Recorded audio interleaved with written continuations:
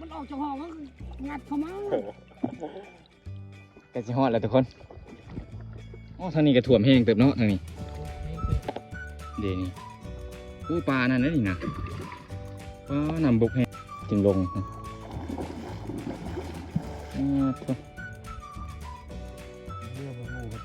กระหมูย่ามแล้วก่อนพอแล้วหนึ่งแล้วทุกคนปัดคลองน้ำลงมาเด้ช่วงนั้นน้ำจะลงมาลายนะช่วงฝนตก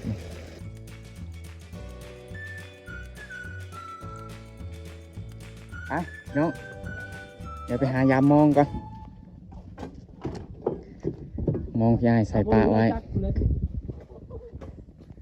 สร้องคลองใหม่อีกคือเก่าเฮาคุยกับบริไปทางใดจ้องอยู่ในนี้แล้วว่าน้ำบึ้งบกจะเถื่อเลยพี่น้องเลยฝนตกบยุดบหย่อนเลยบ่อนควยนอนไปป่าโถก็ขาดหลายแต่ของเจ้าเนี่ยป้าโถคำนั้นบันทึกหรือเจ้าจะแช่ไว้ไหมเจ้ากู้โลดใส่ด้นลายอะไรมากมันเข้าขี้เมียงใส่แช่น้ำด้นอะไรอ๋อลีฮะกระปูกัดทรายมันทุกคนเลยช่วงนี้ยังถือบดีบันไดเบ็ดเอา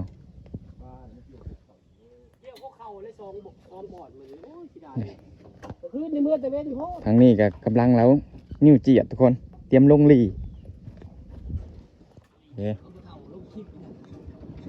อยู่กับซัมมาซิกเขานี่แหละเอาเร็วให้มันแล้วไวไปพี่น้อง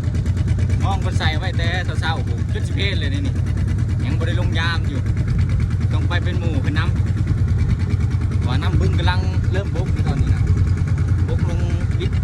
เคียงเขาแน่เลยจะใส่ไว้จะบัวนี่ไง3 หุบเดี๋ยวมาได้มา2 หัว3 หัวผมน้ำเต็มไห่เต็มคันเลยทุกคนเลยช่วงนี้บ่มีขาดน้ำเลยช่วงน้ำร้ายนะป้ามันก็ขึ้นมาแถวนี้แหละแถวทางขนุนนี่แหละกับกบน้ำขึ้นมาแถวนี้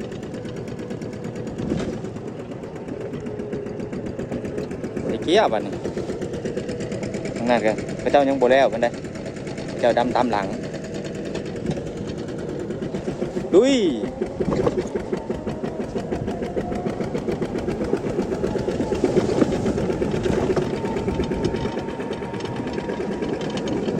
เข้าพระเจ้าชีดยาโบราณชีดยาฆ่าหญ้าโบราณได้นี่หญ้ายังขึ้นอยู่ได้นี่นะพระเจ้าใส่หน่อยโพด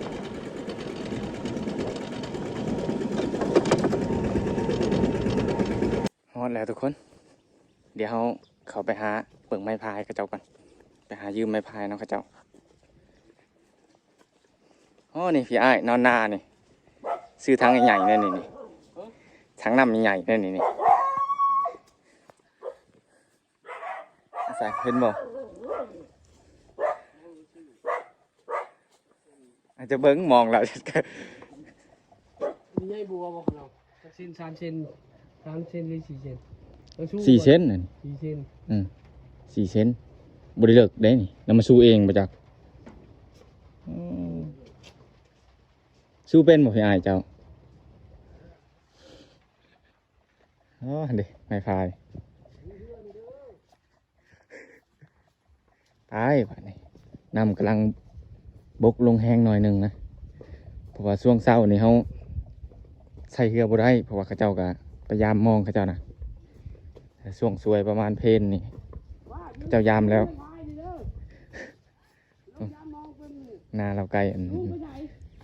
บึงคุยมองแล้วมาชูเองบ่หรือไงชื่ออยู่ไหนไปพี่น้องเขาจะตายดิ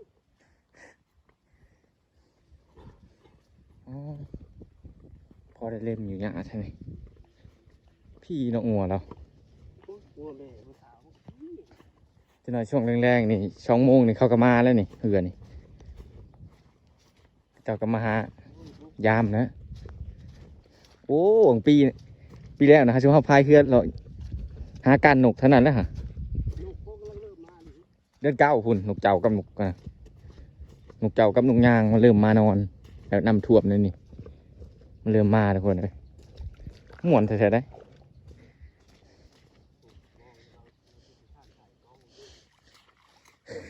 เหมือนมันถือกหลายบ่อันนี้นะว่ามันถือกระปูหลายมาจ้ะโอ้ยมันถือกไม้หลายอันนี้เฉพาะระหุบมาเหยาะนี่มันถือกไม้หลายพูนบ่เป็นกี่ข้านใช่ได้อพี่อ้ายมันถือกไม้หลายเลยอันนี้นะโอ้เขายังบริโภคเอาลำนี้บ่ฮะลำนี้ติมือลำมันเขาขี่บางหันนะบ่โอ้ไป ตาย โอ้ ไปแค่เดี๋ยวไม่เชื่อ ให้ข่อยพายมันก็แล้วเท่านั้นแหละ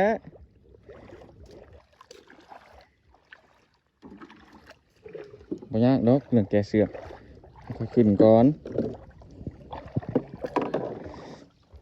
เลยโอ้กบห้องแอบๆเดี๋ยวสระน้ำออกก่อนทุกคนมองเขาเจ้ามาใส่นะ7-8 หัวผู้ใดพี่นายเว้ย โอ้ยเขาใช่เขาได้บักหลาย โอ้โหห้องเลยทั้งนั้นเขามาเยี่ยงทะเลกบใหญ่เด้มือน่ะ ๆเห็นดิ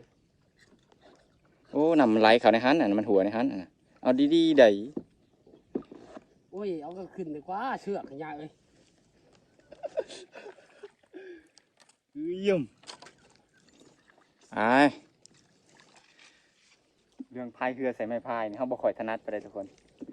เขาได้แต่ไม้ซักเรือถ้าเอาไม้พายเลยเขาจะยอมเลยมันคือเอียงไงนั่นน่ะ พายอยู่หัวจะโน่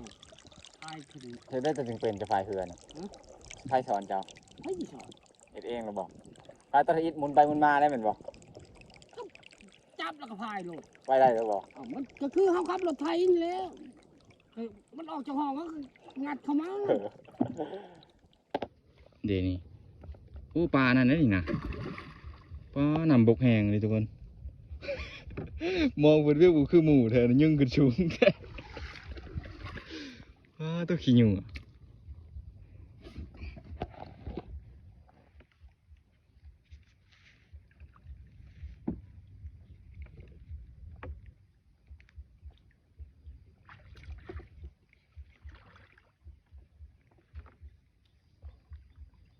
งับลงหรือเปล่า ยังไง ตัวหนึ่งแล้วทุกคนปดที่สองทุกคนปลาเข็งบางหันนะปลาปากน้อยแต่พอกินอยู่ลงได้ป่ะนี่ทุกคนเลย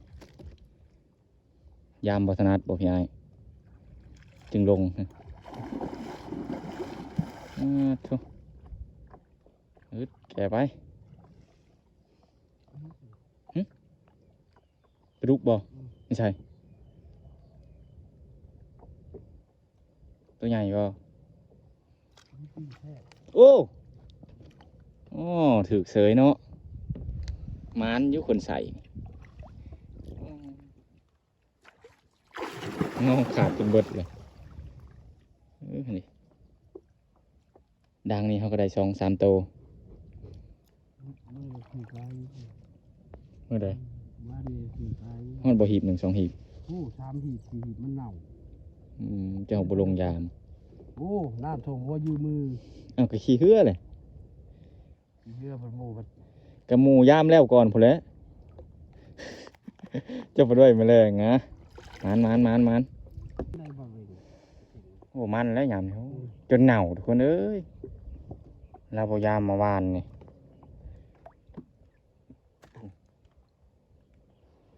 เด็กตัวนี้ก็โอ้ตัวเละเมื่อยจีให้หมูให้หมามิ้นไว้หอมได้ใจตัวเหน่าตัวบ่เหน่า มันก็ถือ ปลาขะแยง โคตรโอ้ย ปลาขะแยง ปลาขะแยงนี่เบิ่งดูปรากฏนี่ เอาปรากฏปรากฏ บ่เชื่อเบิ่งปรากฏ ปรากฏเอาโอ้ไม่ไข่ไปจังหะตัวยามตะวันก็ได้หลายเลยเด้อันนี้ดังที่สองบ่นี่ปลาตะขอตัวนั้นก็จนเน่าปลาเริ่มถืออยู่ได้นี่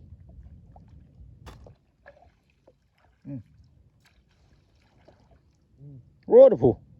ปลาปากหลายเนาะ น้ำพอดีตรงน้ ดีฮะ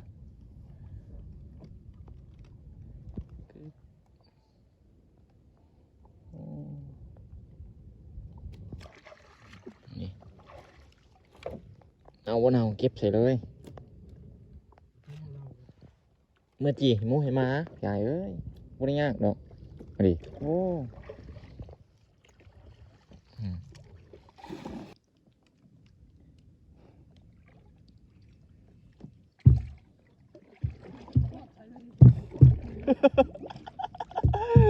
มือใบเฮ็ดจวดเลยกู โอ้ได้เสยเว้ยเฮ้ยว่าเขาหนังทางกลางตอกทางกลางเลยเห่าถือพระจักโอ้ได้เสยได้เสย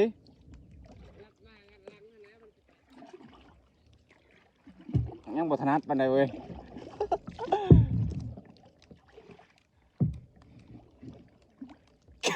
บ่ได้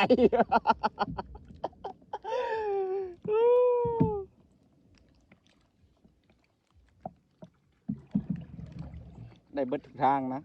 ขอแต่บ่ถนัดปานใด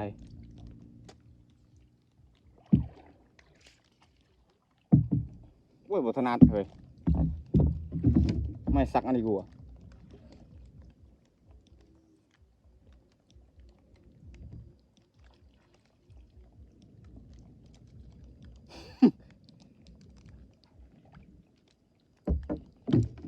เอาไม่เอายาว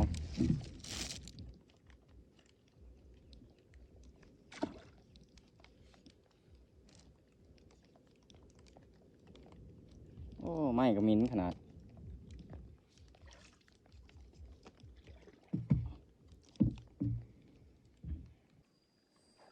กระชิเบิดเลยทุกคน ถือตัวใหญ่โลด เพิ่นย่านวันนี้เพิ่นเลยบ่กล้ามายามนะได้ยินเขาเจ้าเว้าเรื่องแขนะ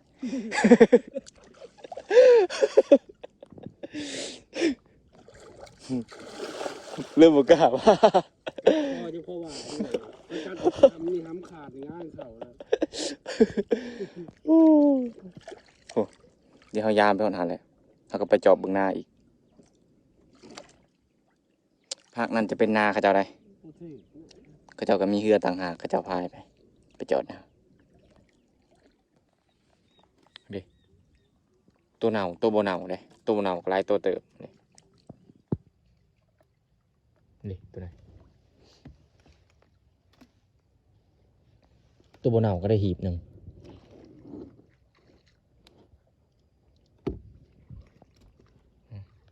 พอได้อยู่ได้กินไปทุกคนไปเดี๋ยวเราไปจอบบนเขาหน้านั่นก่อนท้ายเพื่อเราไปไหนเลย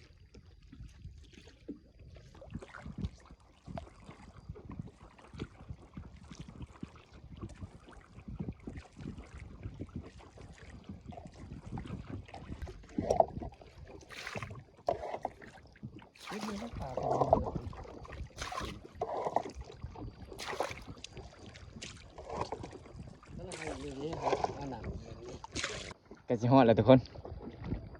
โอ้ทางนี้ก็ถ่วมแห้งเติบเนาะทางนี้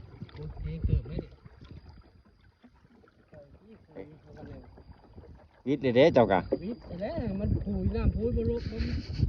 เขาก็ละเขียวเดียบไปเนาะ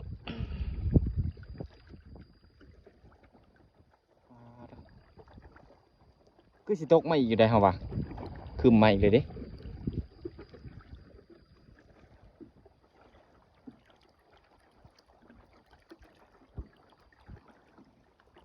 ยังบ่ ท่วมได้พี่อ้ายตูบน้อยเขานะยังเห็นอยู่ได้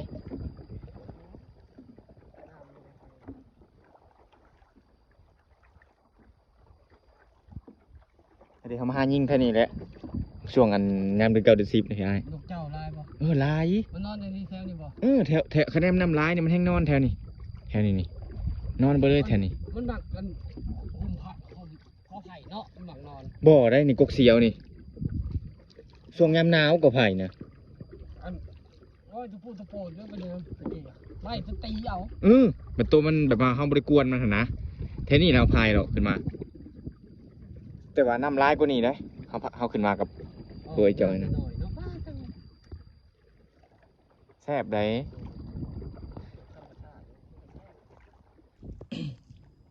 นี่เขาเจ้ากำลังเริ่มเคี้ยวได้ใช่ไหม เขียวที่มันไปจะพ่นในน้ำปู ปุ้ยจะมาใส่ได้จากมือเลย ใช้มือเดียวก็น้ำมาถ่วง ผลมาใส่ปุ้ยในน้ำท่วมทุกคนเอ้ยแต่ว่าก็ยังไข่นะมันบุกไวคอยได้คอยได้โอ้ตัวเต้นเลยผม มาหาสอดเจ้าก็ได้เนาะ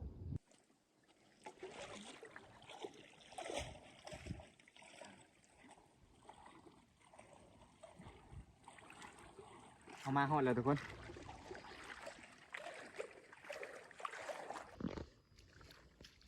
น้ำกำลังไหลออกทุกคนเข่าพักนี่จะเป็นบ่อนข้าวเจ้าดำอันนี้เข่าตัวที่เขามาไทยซอยเรานะโอ้ก็งามอยู่ได้พี่อายบ่อนนั้นยังบริสามทุกคนเลยบ่เป็นบางเป็นบางนะบริถือส่วนมาเนาะยังอัดบ่ได้คักบ่ได้ดอกเพราะน้ำมันยังแห้งอยู่พลมันยังบ่หยุดโอ้ป้าทุแปลวน้ำลงมาทุกคนเอ้ยเข่ามันจนล่มไปหมดเลยขนาดเข่ายังบ่สูงนี่เนี่ย เขาได้เหรอ ก็ให้หน้าเขาเลยมึงดูมันขาดทุกคนน้มันยังไหลแห้งอยู่ยังอัดบ่ได้ถ้า2-3 มื้อพู้นแหละมันแดดพู้นแหละมันจึงมาอัดกระตูบเขาก็ยังบ่ได้ท่วมอะไรมันท่วมอยู่แต่ว่ามันวิดแหละมึงดูทางนำลงไปทุกคนกระสอบอัดยังบ่อยู่เลยเขามันจนลมดินมันอ่อนเด้โอ้กบ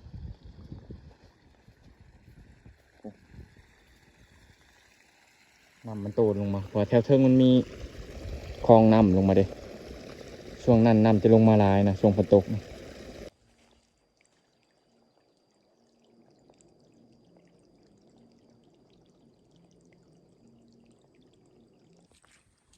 เลาะมือก่อนพี่น้องบัดนี้เดี๋ยวเวลาเลยมาให้กินข้าวอยู่นานนั่นพอดี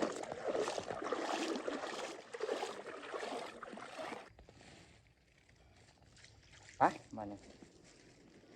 เดี๋ยวมือหาเห็ดกินอยู่เที่ยงพี่น้องเที่ยงเลยได้นี่มาจอบมึงน้ำไห้น้ำนาเพราะว่ามันยังอัดบ่ได้ดอกตรงนี่พี่น้องน้ำมันยังไหลลงมาแห้งอยู่แล้วก็พ่นยังตกติดต่อกันเลยนะพ่นดีอะไรปีนี้ตกแบบคู่มือเลยนะมันเกิดกับบ้ามือ1 มือ 2ตก คอยมาเห็นหน้าปีนี้ เป็นอาจารย์บอกไปมันดีเนาะบ่มีแรงแนะนำมีปักกลุ่มสูงเย็นตลอดจะได้ปลาหนาวว่านะครับถิ่น จะได้บ่ มันหนาวบ่ได้ ตัวเน่าตัวบ่เน่าได้บ่ได้แม่นเน่าบ่ได้นี่นะ ตัวหนาวเก็บ ไม่ดี ตี ได้เติบได้อีหลาย นอมหล่นว่าให้มันจะประคอว่านะ ได้บ่ ปิ้ง ปิ้งไปมาเฮาเถียงแล้วทุกคนเน่าอีเลย เอาไว้ไปจีบตัวเน่าก็เอาบ่ต้องทิ่มก็ได้ก่อกองไฟจีให้มาโลด เอาทิ่มมันจะมันก็มินแถวนี้อีกแล้วนี่เฮาอยู่ในนี่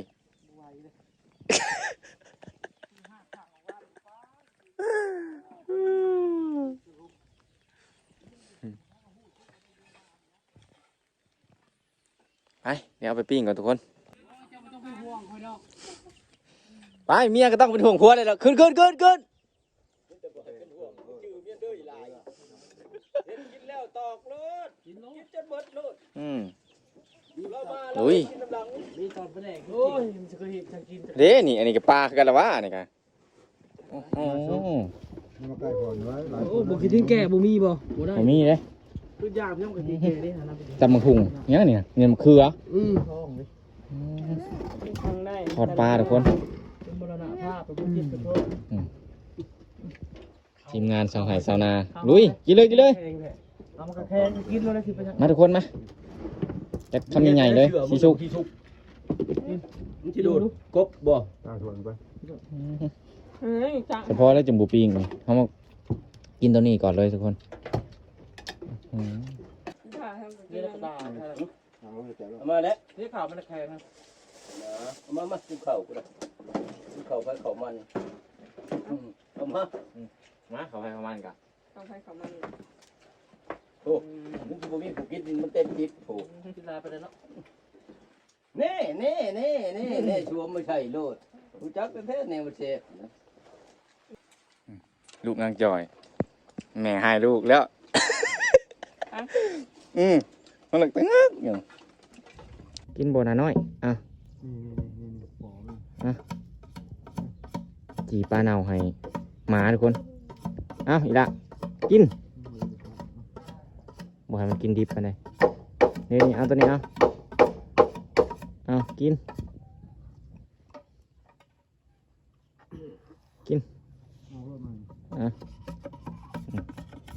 ทางนั้นก็เราเจียดเพิ่ม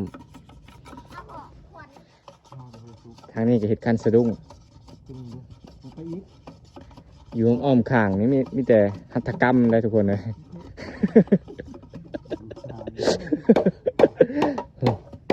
นี่กะเกียมสิลงตอนลงหลีแล้วทุกคนเลย ตัวเรามาเศร้านี่แหละนี่ไงเด็กเจ้าหน่อยกะเขาก็ทักเจียดแล้วนี่ไปทักเจียดเลยทุกคนเลยรับเลยทำมันกันเลยอันนี้ปลาเขาเกือบไว้ใส่น้ำมันบ่ให้แมงวันตอมนะใส่น้ำมันละลายบ่ให้ขี่จะค้างแมงวันมาขี่จะค้างใส่นะปลาดุกอันนี้ถึกนั่นถึกเบ็ดพี่อ้ายนี่คนดุหากินหมานเนาะ กินมาเลยกินมา สายยาแล้วเจียดชอบแจงมากบกบหลักไปพอ ก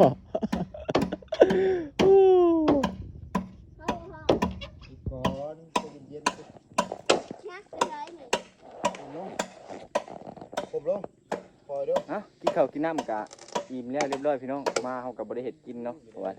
มาแล้วก็เอื้อยเพิ่นก็เห็ดกินหาแล้วเรียบร้อยกินทอดไข่อะไรทอดปลาตำบักหุ่งพี่น้องแต่หัวปลาน้อยนะขาดซีเนี่ยอาหารแบบว่าเขากินประจำเลยอาหารพวกปลาปูปลากุ้งหอยว่ามันหาได้ง่ายนะพี่น้องเลยปลาตัวที่เขาได้มาเขาก็ใส่ขี้เหลือบไว้นะสำหรับคลิปนี้ก็ไว้เท่านี้พี่น้องเดี๋ยวโอกาสหน้ามาพบพ่อกันใหม่นะขอบใจพี่น้องที่เข้ามาติดตามเนาะบ๊ายบายสวัสดีครับ